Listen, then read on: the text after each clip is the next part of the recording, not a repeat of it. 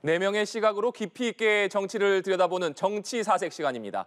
오늘도 윤주진 정치 컨설턴트, 김철현 경일대 특임 교수, 김성환 시사평론가, 강성필 더불어민주당 국민소통위 부위원장과 함께합니다. 어서 오십시오. 네, 7월이 시작되자마자 국회에서는 긴장감이 고조되고 있습니다. 민주당 등 야당은 이번 주를 대여공세 분수령으로 정했는데요. 일정부터 보시겠습니다. 오늘 지금 국회에서는 운영이 현안 질의가 진행이 되고 있고 내일부터 사흘 동안은 대정부 질문이 예정이 돼 있습니다. 이런 일정 동안 민주당 등 야당은 대여 공세를 강력하게 펼치겠다 이렇게 예고를 하고 있습니다만 국민의힘에서는 오히려 강력한 대야 투쟁을 예고하면서 맞서고 있습니다. 그렇기 때문에 이번 한 주 동안 여와 야의 그야말로 강대강 충돌이 벌어질 것이다 이런 전망이 나오고 있는데 먼저 김철현 교수님 말씀 듣겠습니다. 일단은 지금 오늘 그 회의 보면 일단 민주당이 보통 국회와 우리 피감기관의 관계를 보통 창과 방패에 많이 비유하거든요. 네. 근데 불구하고 보면 이번에 민주당의 어떤 창이 너무 무뎌서 대통령실의 방패를 뚫지 못했다 이렇게 좀 평가를 하고요. 사실은 오늘 같은 경우는 여러 언론을 통해서 나타난 여러 가지 의혹들에 대해서 그냥 단순한 확인 정도에 그쳤거든요. 아주 깊이 있는 질문이 이어지지 못했습니다. 네. 그렇다 보니까 아무래도 그 대신에 어떤 초선 의원들, 민주당의 초선 의원들 같은 경우에는 어떤 고성, 윽박 지르기, 그리고 답변 자르기 이런 것들이 보였거든요. 아무래도 지난번에 보면 법사위원장을 하는 정청래 위원장이나 박지원 의원이나 김현은 어떤 선배들의 어떤 그런 행태에서 조금 나쁜 것을 배운 게 아닌가 이런 생각이 들고요. 사실 오늘 운영위원회 같은 경우에는 최근에 우리 채무 상변과 관련 여러 가지 어떤 전화 통화를 했다든가 여러 가지 의혹들이 많이 나왔거든요. 그렇기 때문에 그런 부분에 대해서 좀 더 심도 있는 질의라든가 이런 것들이 이루어져야 되는데 특히 채무 상변과 관련해서 가장 핵심 피의자 두 사람입니다. 하나는 이종섭 전 국방장관, 네. 또 하나는 김기한 해병대 사령관이거든요. 근데 이종섭 전 국방장관 같은 경우는 지난번에 법제사법위원회에 증인으로 출석을 했습니다.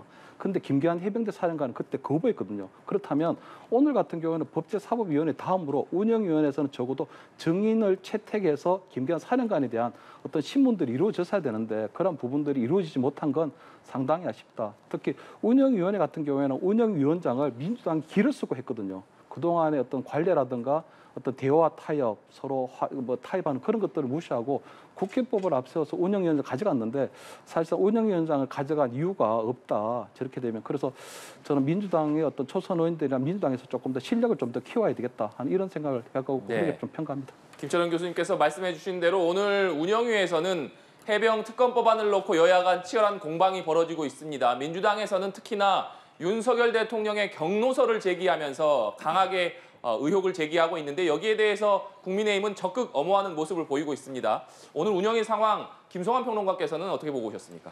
또 국민의힘 과연 국회 상임위 참석 의지가 있고 또 운영위원회에서 지금 국민들이 의혹을 갖고 있는 사안에 대해서 그 궁금증을 풀어주려고 하는 노력이 있었는가 이 부분에 대해서 질문하지 않을 수 없고요. 오히려 회의 진행을 가로막거나 아니면 파행으로 끝나게 하려고 일부러 의도적으로 회의 때 의사진행 발언을 길게 한다거나 또 그러면서 야당 의원들하고 고성을 주고받는다거나 이런 모습들을 보여서 굉장히 실망스러웠고요. 물론 말씀하셨던 것처럼 민주당도 회의 진행을 좀 제대로 해야 될 그런 무게를 진 거는 맞지만 그렇다 하더라도 국민의힘이 뒤늦게 국회에 복귀해서 상임위에 참석해서 이런 식의 태도를 보이는 게 맞는가 이런 생각이 들고요. 해병대 차상병 특검과 관련해서 지금 윤 대통령 VIP 경로설 있었느냐 없느냐 오늘 질문 또 했잖아요. 근데 김태호 안보실 2차장이 얘기를 했습니다. 대통령이 그렇게 얘기한 적도 없고 보고받은 적도 없다 그랬거든요. 근데 그러면 그동안에 VIP 경로설이 있었다고 하는 얘기는 대통령실 고위 관계자도 5월 31일 날 인정했던 거거든요.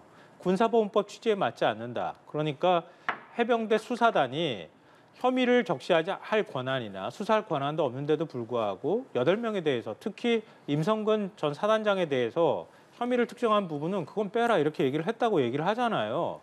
그럼 그때가 대통령실 고위 관계자 대통령실에 어찌 보면 첫 공식적인 입장이 나왔던 건데 그러면 지금 아예 보고도 안 하고 대통령이 관련 언급도 안 했다는 김태호 차장 얘기는 그러면 어떻게 해석을 해야 됩니까? 도무지 대통령실의 입장이 뭔지를 모르겠어요. 오락가락 하면서 이게 작년 8월에 조태용 안보실장이 얘기했던 얘기를 다시 되돌아갔거든요. 그럼 대통령이 이 부분에 대해서 보고를 받았다는 겁니까? 아니면 거기에 대해서 어떤 반응을 보였다는 얘기입니까? 그러니까 대통령실의 입장은 뭡니까? 즉 야당 의원들이 이 부분에 대해서 좀 더 확실하게 물어야 된다고 보고요. 지난번 입법청문회 때 굉장히 많은 의혹들이 제기가 됐거든요. 특검으로 갈 수밖에 없다고 하는 게 그 이후에 조사된 걸 보면 국민 여론이라고 보여지는데 이번 대통령실의 태도를 볼 때 그냥 방어에 급급하고 사건을 은폐하고 덮는 데만 급급하고 있다고 하는 의혹은 더 커질 수 있을 것이다. 저는 그렇게 생각합니다. 네.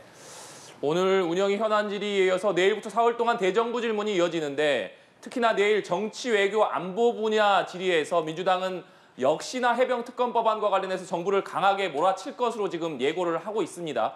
윤주진 대표님, 일단 2, 3, 4 사흘 동안 대정부 질문이 있습니다만 역시나 내일 있을 정치, 외교, 안보 분야 현안 질의, 대정부 질문에 좀 관심이 집중되는데 관전 포인트 어떤 점을 좀 주목해서 보시겠습니까? 일단은 민주당 입장에서는 당연히 이제 최상병 특검 문제와 뭐 현재 문제가 되고 있는 방송통신위원회 이러한 문제들을 좀 집중적으로 부각을 하겠죠. 네.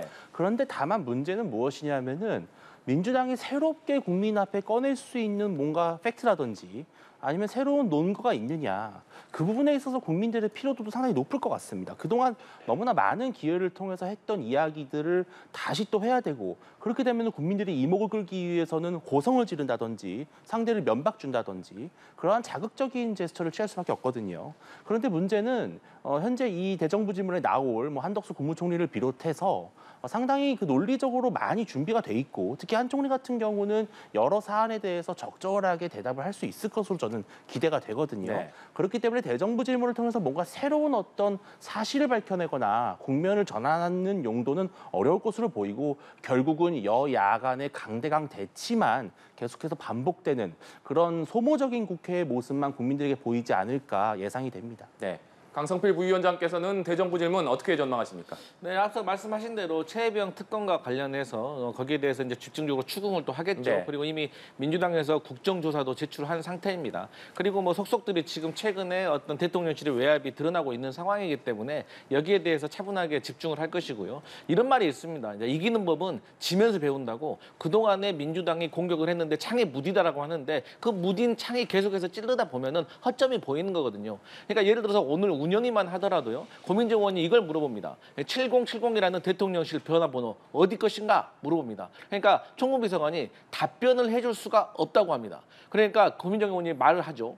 교체공사가 최근에 있었다던데요? 물어보니까 교체공사가 있었는데 나중에 교체한 것이 알려지면 지금 말씀하신 것은 위증이 된다는 식으로 몰아붙이니까 갑자기 하는 말이 알려줄 수 없다고 했던 말이 사람이 들어가고 나오고 그러니까 어떤 사람이 일을 하다 그만두게 되거나 아니면 새로운 사람이 들어오거나 그렇게 되면 교체공사가 있을 수 있다는 거예요. 하지만 고민정 의원이 물어보는 교체공사라는 거는 이 7070이라는 번호를 없애기 위해서 전면적인 교체공사를 말하는 거지 사람 한 명이 들어오고 나갈 때 하는 사소한 그런 교체공사를 하는 게 아니에요. 그러니까 이런 정황들이 속속들이 드러나는 것이고 또 대통령이 어쨌든 외압을 행사하기 위해서 전화를 했느냐를 확인하기 위해서 강유구 부속실장을 출석시켜 라고 했거든요. 그러니까 또 대통령 혼자 계시니까 안 된다라고 합니다. 그런데 민주당에서 그러면 민정수석과 교체해라. 그러면 오후에 나올 수 있는 거 아니냐라는 주장을 하는 거거든요. 그러니까 이러한 모습들을 대정부 질문에서도 국민들이 차분하게 바라보면 논리적이고 합리적이기 때문에 변명이 궁색할 것이다. 이건 아무리 준비하더라도 진실을 덮기가 어려울 것입니다. 네.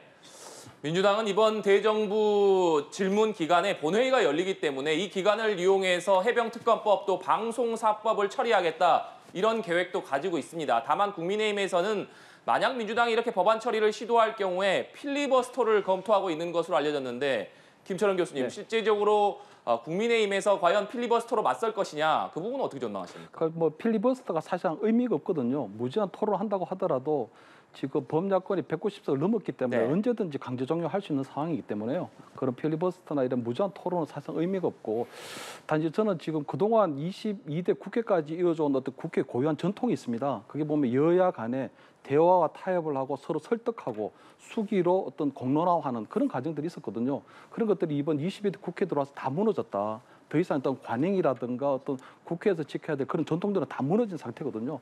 저는 그렇다고 해서 그럼 민주당에서 원하는 대로 다 이루어지느냐 그렇게 되질 않습니다. 왜냐하면 지난 총선에서 국민의힘이 108석을 얻었거든요. 그것들은 뭐냐면 국회에서 민주당이 아무리 입법 폭주를 하더라도 여야 합의 없이 처리된 법안에 대해서는 대통령이 언제든지 거부권 하나로 그걸 다 막아설 수 있는 거거든요. 그렇기 때문에 저는 그런 여러 가지 과정들이 있었기 때문에 민주당에서 저는 입법 폭주하는 거 굉장히 신바람 나고 굉장히 기세 싸움도 좋고 뭐 힘 자랑하는 것 같다 좋은 것 같지만 실질적으로 국민을 위한다면 여야 합의하는 정신 그것이 없으면 결국은 대통령의 거부권 행사가 그냥 만성화가 될 것이고 그렇게 되면 결국은 뭐 그중에서 피해를 보고 희생을 당하게 되는 건 결국은 국민들밖에 없거든요. 그런 모든 불이익이 그럼 국민에게 돌아가기 때문에 저는 민주당에서 이런 모든 상황을 정리할 수 있다. 특히 이재명 대표가 계속적으로 이런 특검 정국 또는 폭주 정국으로 갈 것이냐 아니면 안정적으로 국회를 끌어갈 것이냐 이것은 민주당 이재명 대표의 선택에 달려 있다. 이렇게 봅니다. 네, 강성필 부위원장 지금 김철현 교수님께서 말씀을 해주셨지만 민주당에서 이 법안을 처리를 할 경우에 국민의힘에서는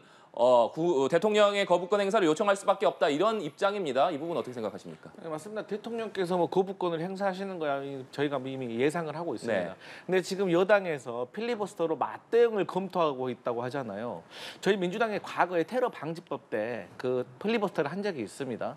이때 저희가 8일 동안 했어요. 정확히 말씀드리면 8일 17분 동안 했는데 저는 과연 국민의힘에서 이러한 투지가 있느냐. 그러니까 그때 당시 저희 민주당의 은수미 의원 같은 경우는요. 혼자서 10시간 18분이나 필리버스터를 진행을 했는데 과연 국민의힘에 이러한 전투력이 지금 있는지 이런 의지가 있는지 사실 의문스럽고요. 대통령이 어쨌든 간에 이렇게 거부권을 행사하시잖아요. 그러면은 이건 부정적인 마일리지가 계속 쌓이는 겁니다. 처음에 한두 번 썼을 때는 그런가 보다 하고 넘어갈 수가 있지만 계속해서 사용할 때마다 이것은 거부권에 대한 부담이 더 커질 것이고 국민들이 이러한 여론에 대해서 반응할 거라고 민주당은 생각하고 있습니다. 네. 민주당이 발의한 김홍일 방송통신위원장 탄핵소추안 처리 여부도 주목이 됩니다. 민주당에서는 이 기간을 활용해서 표결을 추진한다 이런 방침인데 다만 우원식 국회의장이 여야가 합의를 해오는 것이 우선이다 이런 입장인 것으로 전해졌습니다. 그렇기 때문에 과연 탄핵소추안 표결이 이루어질 것이냐 이 부분에도 관심이 쏠리고 있는데 먼저 윤주진 대표께서는 과연 우원식 국회의장이 민주당의 요청을 받아서 김홍일 방통위원장 탄핵소추안 표결을 올릴 것이냐 그 부분 어떻게 전망하십니까? 어느 정도의 텀은 좀 들 것 같습니다. 왜냐하면 우원식 의장도 지난번 원구성 때도 그랬지만 계속해서 협의와 합의의 시간을 어느 정도는 주는 것이 민주당 입장에서도 명분을 확보할 수 있다고 보는 것 같은데요. 그럼에도 불구하고 결국에는 민주당이 민주당 출신 국회의장에게 내거는 그 청구서를 거부할 수 없겠죠. 그렇다면 결과적으로는 김홍일 위원장 탄핵소추안은 언젠가는 표결이 될 것인데 다만 지금 민주당은 오는 8월, 9월 이제 그 방문진이라든지 새로운 공영방송 이사진 선임과 관련해서 지금 마음이 급한 상태예요.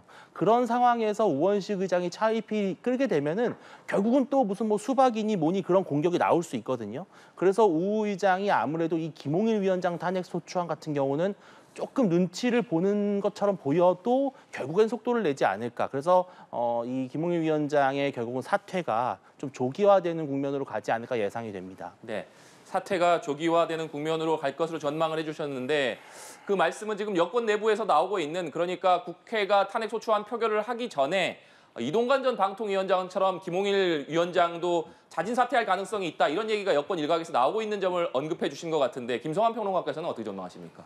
또 언제까지 이렇게 국정을 꼼수로 운영을 할지 좀 굉장히 답답한데요. 그러니까 왜 야당이 탄핵소추안을 발의하게 됐는가 이 부분에 대한 고민이 필요한 거 아닙니까? 근데 그 부분에 대한 고민은 전혀 없어요. 방통위원회 5명으로 이루어진 합의제 기구거든요. 독임제 기구, 장관, 차관 이런 기구의 성격을 갖고 있는 곳이 아니에요. 방송의 중립성, 독립성이 매우 중요하기 때문에 규제기관이지만 일반적인 다른 부처처럼 국무총리의 지휘 감독을 받지 않는 기구로 애초부터 만들어 놓은 거예요. 근데 위원장, 부위원장 2명만 대통령이 임명해 놓고 난 다음에 거기서 지금 방송 정책을 다 결정하고 있는 상황이잖아요. 이미 YTN 그리고 MBC 방문진 이사회와 관련돼 있는 법원 판단이 2번 있었는데요. 모두 다 절차적 위배성이 있다, 위법성이 있다 이렇게 재판부가 판단을 했습니다. 이거는 애초에 기구를 만들었던 성격 자체를 형해화시키는 거거든요. 그러면 여기서 결정을 이런 방식으로 계속하는 것에 방통위원장이 책임이 없는 겁니까? 근데 더 기가 막힌 거는 검찰총장 출신 대통령이 있고 검사 출신 대통령이 가장 좋아한다고 하는 사람이 방송통신위원장, 검사 출신이 임명돼 있다는 거예요. 그런데도 불구하고 이 법률 위배가 된다고 하는 판단이 이미 법원에서 나왔음에도 불구하고 이걸 이런 식으로 2인 체제를 계속 강행하면서 움직여간다? 그 어느 누가 법조인들이 여기 동의할 수가 있겠습니까? 이건 전 나중에 가가지고 언젠간 틀림없이 다시 한번 문제가 될 거라고 보는데요. 이렇게 해서 공영방송 이사진을 그냥 임명하는 절차를 이미 시작을 했어요. 그러니까 공모 절차가 들어가 버린 거거든요. 근데 그냥 야당이 뭐라고 얘기하든 나는 나대로 가겠다. 지금 이렇게 얘기를 하고 있는 겁니다. 저는 이것도 법률 위반이라고 생각해요. 야당 입장에서 탄핵 소추안을 제출하지 않을 수 없는 상황이다 이렇게 생각하고요. 그리고 국회의장은 관련 법률 절차에 따라서 야당에서 정식적으로 발의를 하면 국회 보고하고 그리고 표결 절차 24시간 이후 72시간 이내에 하도록 돼 있는 겁니다. 그럼 국회의장이 본의가 그 국회의장이 임의로 판단할 수 있는 게 아니고요. 절차가 그렇게 규정이 돼 있는 겁니다. 그러니까 국회에 보고만 되면 그 다음부터는 국회의장이 뭐 야당한테 합의하라 마라 얘기할 권한은 없다. 그냥 국회 본회의에서 표결 절차에 들어가면 된다 이렇게 생각합니다. 네. 그러니까 김성환 평론가께서는 탄핵을 될 수밖에 없도록 탄핵안을 발의할 수밖에 없는 상황이다 이렇게 지적을 해주셨는데 윤준희 근데 대표님. 제가 봤을 때는 지금 이 법률 위반의 문제에 대해서는 제가 좀 짚어드리고 싶은 것이 헌법재판소에서도 아주 일관되게 법원에서도 마찬가지입니다. 5인 체제로 되어 있는 것은 어느 정도의 그런 권장사항은 맞습니다. 그러나 정족수는 2인 이상으로 되어 있고요. 법에 따르면 제적위원에 대한 별도의 조항이 없기 때문에 2인 체제든 3인 체제든 제적위원 과반으로 의결을 하면은 그것은 합법적이다라는 것이 우리 사법부의 일관된 판결입니다. 그리고 실제로 방통위가 과거에 2017년도에 4번, 2023년도에 2번 대한민국의 대표적인 법무법인의 자문을 구했어요. 이 5인 체제가 아닌 상태에서 의결하는 것이 합법적이냐? 모두 합법적이라고 의견을 줬습니다. 즉 뭐냐면은 지금 2인 체제에서 의결하는 것은 가능은 합니다. 그리고 합법적입니다. 다만 5인 체제가 더 정통성이 있다라는 문제 제기는 할 수 있어요. 그러나 이것이 법률에 위배되는 것은 아니다. 이것은 일관된 사법부의 판결이다. 이렇게 말씀을 드리고 싶습니다. 아니요, 지금 사실과 다른 내용을 얘기하셨기 때문에 이건 좀 바로잡을 필요가 있을 것 같은데요. 오늘 경향신문에서도 이 내용을 보도했습니다. 그러니까 2017년 4월에 그때 방통위원이 3인 체제로 운영이 될 수밖에 없었거든요. 방통위원회에서 5개 법무법인에 자문을 의뢰했다고 합니다. 그럴 때 두 곳에서 이거는 법률 위반가 될 원래 방통위를 만들 때 입법 취지를 훼손할 우려가 있다 이렇게 판단을 했고요. 나머지 법무법인에서도 3인 체제가 운영이 된다 하더라도 여기에서 중요한 방송 정책을 의결한다고 하면 3인 중에 2인이 만약에 거기에 다수결로 그 결정을 하게 되면 전체 5명으로 방통위원이 구성이 되게 돼 있는데 2명만 동의가 되는데 중요 정책을 결정할 수 있으니 3인 모두 동의할 수 있도록 하는 게 바람직하다. 이렇게 냈다고 하는 게 오늘 보도 기본적인 취지고요. 그리고 기본적으로 법원에서 어떤 판단을 내렸는지 제가 그냥 뭉뚱그려서 말씀드렸는데 지난 5월에 서울고법이 YTN 최다학 출자자 변경 승인 처분 집행정지 신청 한 곳임에서 이렇게 판단했습니다. 그러니까 합계 3인의 제적이 최소한 요구된다고 해석될 수 있기 때문에 2인이 의결한 처분의 절차적 위법성이 문제될 수 있다. 이렇게 재판부가 판단을 했고요. 지난해 12월에도 박문진 이사장 후임 임명 집행정지 신청 한 곳이면서 단 2명의 위원이 심의 결정에 따라 이루어져 방통위법의 입법 목적을 저해할 우려가 있다. 이거 그대로 제가 읽어드린 겁니다. 이렇게 판단했다는 점 말씀드립니다. 네. 다음 주제로도 넘어가 보겠습니다. 대통령실이 국회와의 소통을 전담할 정무장관직을 신설한다 이렇게 밝혔습니다. 정무장관직 과거 정부에서도 있었던 시기가 있었습니다만 지금은 없어진 직책이었는데 정무장관직을 신설하겠다고 하는 것 국회와의 소통을 강화한다는 이유를 밝혔는데 김철은 교수님께서는 이 시점에 대통령실에서 정무장관직을 신설하겠다고 밝힌 배경 또 정무장관직이 신설됐을 때 그에 따른 효과 어떤 점을 좀 예상해 볼 수 있겠습니까? 그래서 뭐 정무직을 많이 만든다고 해서 어떤 정무적인 역량이라든가 어떤 야당과의 교류 소통이 늘어나는 건 아니거든요.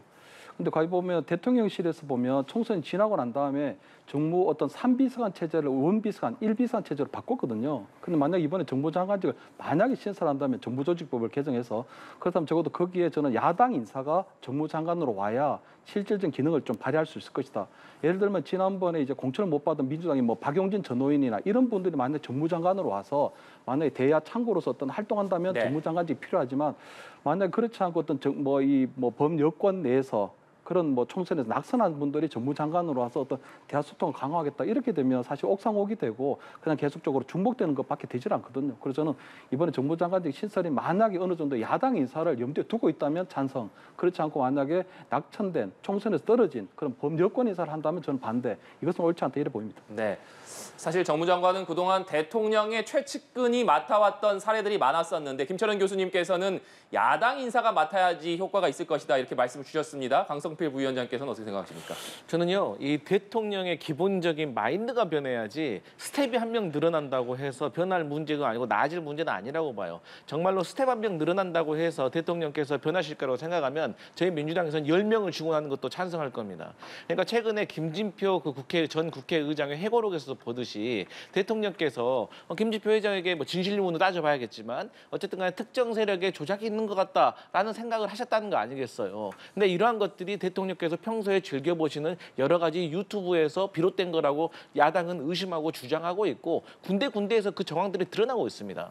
그리고 국민의 여론들이 그러면 대통령 말이 맞냐, 김진표 전 국회의장의 말이 맞냐, 이 두 가지를 두고 나서 사실 김진표 의장의 말에 더 무게감이 실리는 것은 그동안 대통령의 어떤 발언이나 행동들이 신뢰가 떨어졌기 때문이에요. 그 여러 가지 지표에서 드러나고 있잖아요. 그래서 저는 대통령께서도 지난번에 저희가 총리라든지 비서실장을 선임할 때도 이런 문제에 대해서 여러 번 말씀을 드렸어요. 지금의 윤석열 대통령을 위한 사람은 사실 대통령을 설득하고 이렇게 좋게 구슬려가지고 좀 옳은 방향으로 결정을 하실 수 있는 스텝이 필요한 거지 예 할 수 있는 그런 스텝이 필요한 게 아니다. 그래서 저는 정무장관 신설 뭐 하라면 뭐 하는 것도 뭐 나쁘진 않겠지만 그럼에도 불구하고 중요한 키워드는 대통령께서 생각을 달리하시고 정말 야당과 소통하시려고 하는 진정한 마음 자세가 중요한 게 아닌가 싶습니다. 네.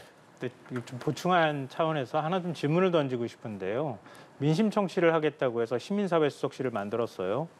그 총선 끝나고 난 다음에 참패하고 난 다음에 현장 민심을 또 청취하겠다고 민정수석 자리를 만들었어요. 만들고 난 다음에 다시 또 이번에 대통령실에서 설명할 때 정무장관 신설한다고 하면서 민심을 또 듣겠다고 얘기를 합니다. 그럼 대통령실에 민심을 듣는 기구 역할을 하는 그 자리가 몇 자리가 생겨나는 겁니까? 이게 방금 전에 말씀드렸던 그거하고 같은 맥락인데요. 민심을 듣겠다고 자꾸 자리만 만들면 뭐합니까?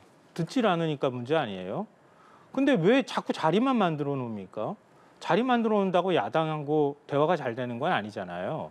앞서도 말씀하셨던 것처럼 108석을 국민이 만들어줬다고 하는 건 최소한 탄핵 저지선을 만들어줬다고 하는 정치적 의미는 있겠지만 그럼 그렇게 만들어줬을 때는 대통령이 야당하고 소통하고 대통령이 좀 물러설 때는 물러서 주면서 그러면서 통합의 정치를 하라는 의미를 국민들은 오히려 거기에 그러니까 명령을 해준 거예요. 근데 대통령실은 오히려 야당하고 싸우겠다고 덤빕니다. 그런데 108석을 그 근거로 제시하는 건 또 뭔가 그리고 각종 자리 만들면서 민심 청취하겠다고 하는 건 뭔가 좀 질문 드리고 싶어요, 대통령실에 저는. 네, 알겠습니다. 국민의힘 당권 레이스 상황으로 주제를 좀 넘어가 보겠습니다. 국민의힘 전당대회에 출마한 나경원, 원희룡, 윤상현 후보가 한동훈 후보를 향해서 윤석열 대통령을 배신했다는 이른바 배신의 정치 공세를 이어가고 있습니다. 주요 워딩 정리해봤습니다. 나경원 후보는 한동훈 후보가 대통령과의 신뢰관계가 파탄났다고 보이는 부분이 많다 이렇게 지적을 했고 원희룡 후보는 한동훈 후보가 얘기한 배신하지 않을 대상이 국민뿐이라는 발언은 대통령에 대한 배신이 별거 아니다로 들린다 이렇게 주장을 했습니다. 윤상현 후보는 대통령과 한동훈 후보 간의 신뢰가 무너져 보인다 이렇게 비판을 했는데 여기에 대해서 한동훈 후보는 배신의 정치라는 것은 공포 마케팅이고 진짜 배신은 정권을 잃는 것이다 이렇게 반박을 했습니다. 그러면서 국민의힘이 변화하고 민심에 따라야 한다 이렇게 주장을 했는데 지금 1대3 구도 속에서 배신의 정치라는 키워드가 지금 주목받고 있는 이 상황 과연 당심에는 어떤 영향을 미칠 것인가 윤주진 대표께서는 어떻게 분석하십니까? 가장 그 분수령이 됐던 것이 바로 최상병 특검에 대한 수용 주장이었을 겁니다. 그러니까 한동훈 후보가 최상병 문제에 대해서 전향적인 입장을 밝히면서 사실상은 대통령실과 서로 다른 입장을 갖게 된 것이거든요.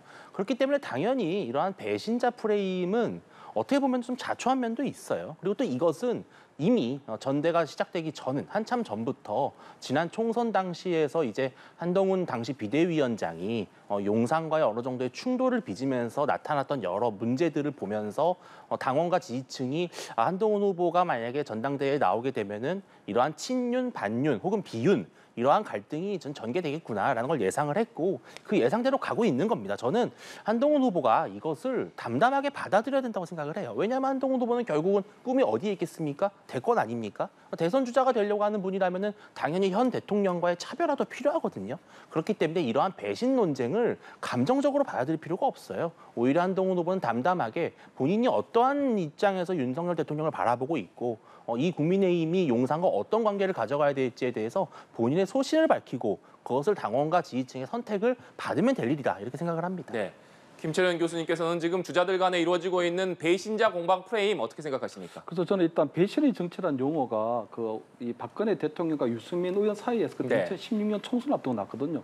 근데 박근혜 대통령이 그때 유승민 의원에 대해서 배신자라고 이렇게 지칭을 했지만 그때 무소속으로 나간 유승민 의원이 당선됐었습니다. 대구에서. 그렇기 때문에 그 배신의 코드가 통하지는 않았다 말씀드리고 싶고요.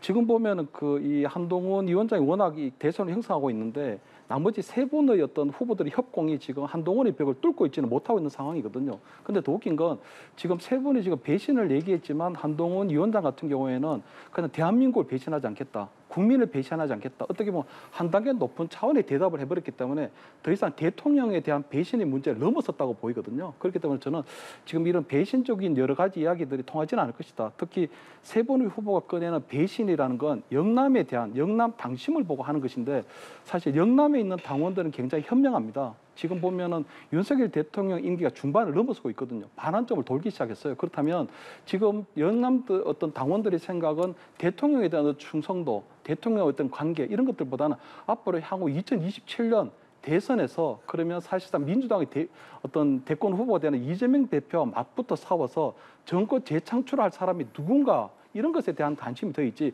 윤석열 대통령의 관계에서도 로열티를 지켜야 된다. 어떤 윤석열 대통령을 지켜야 된다. 이런 것들이 더 우선이 되지는 않거든요. 그래서 저는 그 세 분이 지금 어떤 배신자 프레임이라고 하는 것은 지금 당장은 어떤 판을 흔드는 데 쓰일지는 모르겠지만 이것들이 전체적으로 어떤 당심을 흔들고 민심을 흔드는 그런 중요한 요인이 되지는 않을 것이다. 그래서 저는 아마 이 세 분의 어떤 뭐 차기 당권에 도전한 어떤 전략적인 프레임이나 이런 것들이 전략적이 좀 바뀌어야 되지 않겠나 이렇게는 보입니다. 네. 이렇게 상당히 정치적 무게감 있는 4명의 후보들이 출마를 선언을 했고 그런 가운데 상호 비방전이 좀 가열되면서 당내 내부에서는 우려의 목소리도 나오고 있습니다. 이용구 당 윤리위원장 현재 상황에 대해서 우려를 표명하기도 했는데 김성환 평론가께서는 지금 국민의힘 전당대회 레이스가 상당히 좀 가열되고 있는 모습인데 어떻게 보십니까? 일대 다 이런 구도가 지금 만들어지고 있는 건 아닌가 싶은데요. 뭐 속되게 말하면 이른바 이제 한동훈 왕따 현상에 나오는 거 아닌가도 싶은데요. 근데 본질로 따지면 결국 이제 집권 3년 차에 접어든 윤석열 정부, 특히 윤석열 대통령. 이번 지난 이제 총선 때 일종의 이제 심판을 받았다고 하는 대통령과의 관계 설정을 어떻게 할 것인가. 그 전에 수직적인 당정 관계를 대통령이 계속 끊임없이 요구하는 현상이 나타났는데 당은 대통령하고 얼마나 자유로울 수 있을 것이냐. 그게 앞으로 윤석열 정부 윤석열 정부가 성공하는데 어느 정도 기여할 수 있을 것이냐 이런 문제하고 연결이 되는데요. 핵심은 대통령하고의 관계 이거 하나고요. 또 하나는 대권까지 가는 가도에서 각각의 주자들은 어떤 태도를 취할 것이냐. 핵심은 두 가지인 것 같은데요. 그러니까 윤석열 대통령과의 관계는 이미 다 결론이 나 있는 것 같아요. 이른바 전륜이라는 말이 나온 것처럼 대통령하고 한동훈 전 위원장의 관계는 이미 끝났다. 이거는 기정사실인 것 같아요. 여권에서 볼 때도. 그러면 대통령하고 그러면 어느 정도 관계를 계속 당이 호흡을 맞춰 나가면서 윤 대통령하고 국정을 운영할 것이냐. 이런 문제에 있어서 한동훈 후보는 적절한 인물이 못 된다고 하는 걸 여권에서 공유하는 과정에 있다. 이렇게 보이고요. 다만 한동훈식 차별화 전략이 어느 정도 지금 먹히고 있는가에 관한 부분인데요. 한동훈식 차별화 전략은 지금으로서는 국민의힘 지지층 사이에서 크게 먹히지 않는 것 같아요. 그러니까 제가 볼 때 한동훈 후보의 기대감이나 아니면 지지나 이거는 지금이 최대 정점일 수밖에 없다. 그럼 앞으로 이게 지지가 떨어지거나 꺾이는 현상만 남았을 텐데 그럴 때 영남 지지자들은 영남의 국민의힘 당원들은 과연 한동훈을 선택할 것이냐 아니면 다른 제3의 후보를 선택할 것이냐 이 부분이 남아 있는 건데요. 지금으로서는 혼란을 겪고 있는 것 같아요. 그러니까 영남 지역에 있는 당원들은 대통령하고 좀 차별화된 모습을 보여주는 게 도움이 될 거라고 생각도 하지만 또 한동훈이라는 인물에 대해서 불안감을 갖는 두 양쪽 사이에서 지금 혼란스러운 상황을 겪고 있는 거라고 보이는데요. 이번 주 지나고 다음 주쯤 들어갈 쯤 되면 서서히 이제 구도가 만들어질 거라고 보거든요. 그럴 때 한동훈 위원장을 선택하지 못한다면 저는 어대안은 무너질 수밖에 없다 이렇게 생각합니다. 네, 민주당 전당대회 상황도 짚어보겠습니다. 민주당이 이번 주에 전당대회 후보 등록을 신청을 하는데 사실상 연임 도전이 기정사실화되는 이재명 대표가 언제쯤 이것을 발표할 것이냐, 그리고 연임에 도전하게 될 경우에 그 메시지는 어떤 내용이 될 것이냐 관심이 쏠리고 있습니다. 강성필 부위원장님 어떻게 전망하십니까? 네, 뭐 이재명 대표로서는 전 대표로서는 출마를 곧 선언할 것이고, 저는 그렇습니다. 개인적으로 이제 전국을 순회하면서 지금 현재 최혜병 특검이라든지 그리고 최근에 나왔던 대통령의 특정 세력의 조작설, 그 이태원 참사와 관련돼서, 그리고 최근에 계속되고 있는 그 이재명 전 대표에 관련된 무리한 수사, 기소 이런 것들에 대해서 좀 차분히 설명을 하면서 전국적으로 홍보를 하는 시간을 가질 것 같아요. 왜냐하면 어느 언론 보도에서 나왔지만 이재명 전 대표의 그 대선 캠프에 있었던 분들에 대해서도 지금 수사가 확대되고 있는 상황입니다. 그래서 이러한 것들이 너무 무리하다고 생각을 하기 때문에 이러한 것에 대해서 조금 순회를 하면서 설명을 하지 않을까라고 생각도 되고요. 그다음에 지금 현재 민주당 내에서 전 이재명 전 대표 말고도 다른 분, 그러니까 뭐 김두관 전 의원 같은 분도 출마가 고심 중이라고 하니까요. 네. 좀 더 지켜봐야 될 것 같고요. 그다음에 최고위원 후보 같은 경우는 뭐 10명 정도 그 이상도 될 수 있을 정도로 지금 격렬하게 지금 출마를 하시는 분들이 많은데, 저는 이런 상황에서 좀 70년대생들, 좀 젊은 후보들이 좀 나와서 앞으로의 이재명 이후에 어떤 민주당의 모습들, 그리고 이재명 대표도 과거에 대선 후보로 출마를 하면서 기초단체장에서 이름이 알려지고 지금의 이재명이 만들어진 부분이 있고, 또 과거에도 문재인 의원과 박지원 의원이 같이 당대표로 경선을 하면서 8대2, 9대1이냐라는 어떤 우려가 아니라 오히려 흥행이 잘 됐던 그런 면이 있기 때문에 네. 많이 출마했으면 좋겠다, 이런 생각을 가지고 있습니다. 네, 김철현 교수님, 지금 강성필 부위원장이 얘기를 했습니다만 당초에 당권 출마 가능성이 제기됐던 이인영 의원은 출마하지 않겠다라고 밝혔고, 김두관 전 의원 출마 가능성은 내비쳤습니다만 명확하게 출마하겠다는 의사를 밝힌 것은 아닙니다. 그렇기 때문에 이재명 전 대표를 제외한 다른 후보가 과연 나설 것이냐, 그 부분 어떻게 전망하십니까? 뭐 나오더라도 뭐 거의 뭐 이재명 대표에 대한 사실상 추대가 이루어지고 있는 상황이거든요.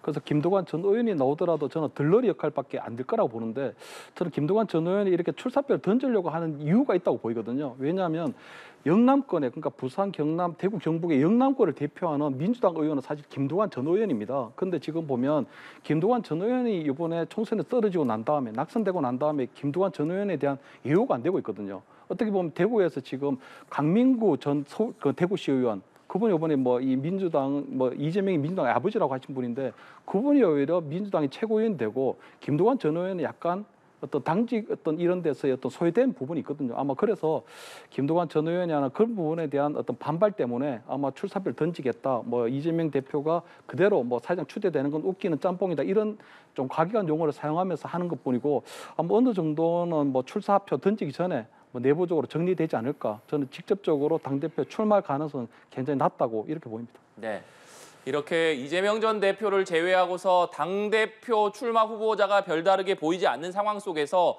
최고위원 출마 의사를 밝힌 후보들은 상당히 많은 상황입니다.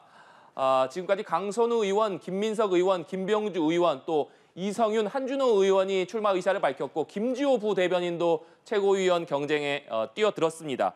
여기에 전현희, 민영배 의원, 또 정봉주 전 의원 등이 가세할 것이다, 이런 얘기가 나오고 있는데, 이렇게 최고위원 후보들이 10명 가까이 되는 상황 속에서 치열한 명심 마케팅이 이루어질 것이다, 이런 전망이 나오고 있습니다. 다만 당 내부에서도 최고위원 경쟁이 너무 명심 마케팅 위주로 가는 것에 대한 우려의 목소리도 나오고 있는 상황인데, 김성환 평론가께서는 이 최고위원 경쟁 상황에 대해서는 어떻게 보십니까?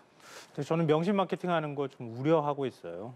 그 과정에서 발언들이 좀 논란이 되고 있기도 네. 하잖아요. 그러니까 각 후보들은 자기가 왜 최고위원이 돼야 하는가, 이 부분에 대한 정책적인 소신이나 이런 것들을 좀 밝혔으면 좋겠다, 이렇게 생각하고요. 물론 이제 뭐 이른바 명심 마케팅이라고 얘기하는 것처럼 이재명 대표 체제로 지금 당이 구성이 돼 있고, 또 윤석열 정권에서 계속 이재명 대표를 일종의 탄압한다고 하는 게 야권의 시각이잖아요. 특히 민주당 당원들은 그 부분에 대한 반감이 굉장히 크다는 거죠. 그러면 윤석열 정권하고 윤석열 대통령하고 잘 싸울 만한 사람들을 좀 필요로 하고 그런 부분에 대한 평가가 1순위가 되어 있는 상황인 것만은 뭐 부인하기 어려운 거거든요. 그러면 이재명 대표하고 손을 잡고 좀 어쨌든 그 정권을 빼앗긴 야당의 입장에서 공수가 교대돼서 어떤 방식으로든 지금 윤석열 정권하고 싸워야 되는 상황이라면 이재명 대표하고 같이 적극적으로 싸울 만한 사람이 접니다라고 그런 정도 마케팅은 가능하다고 보지만 제가 이재명 대표가 어떤 사람입니다, 뭐 어떤 존재입니다 이렇게까지 얘기하는 건 너무 과하다. 그러면 민주당의 다양성도 떨어뜨리고 국민들로부터 멀어지게 만들 수 있다는 걸 각 최고위원 후보들이 좀 인식했으면 좋겠다고 생각하고요. 말씀하셨던 것처럼 젊은 층도 좀 나오고 민주당 당원들 사이에서 굉장히 당원들 숫자가 많이 늘어났기 때문에 당의 다양성을 좀 보장할 수 있고 그 다양성이 최고위원 체제나 지도부 체제로 수렴될 수 있는 방향으로 좀 가는 그런 분위기를 전준위에서도 좀 만들었으면 좋겠다 이런 생각입니다. 네, 윤주진 대표님. 근데 아무래도 현실적으로는 명심 마케팅이 불가피할 겁니다. 왜냐하면 지금 현재 민주당 지지층, 특히 이번에 전당대회에 투표에 직접 참여할 것으로 예상되는 지지층은 아무래도 뭐 소위 말하는 개딸을 중심으로 한 그러한 팬덤이 많이 영향을 미칠 건데요. 결국에는 지난 사법 리스크 때 뭐 그 불체포 특권 그 표결할 때 나는 이렇게 이재명 대표를 지켰다. 혹은 앞으로 이재명 대표의 사법 리스크 관련해서 나는 이렇게 이재명 대표를 지켜나갈 것이다. 이런 약간 좀 국민들 보기에 민망한 그러한 선거전이 아무래도 펼쳐지지 않을까 예상이 됩니다. 네, 알겠습니다. 오늘 정치 사색은 여기까지입니다. 오늘도 네 분 말씀 고맙습니다. 감사합니다.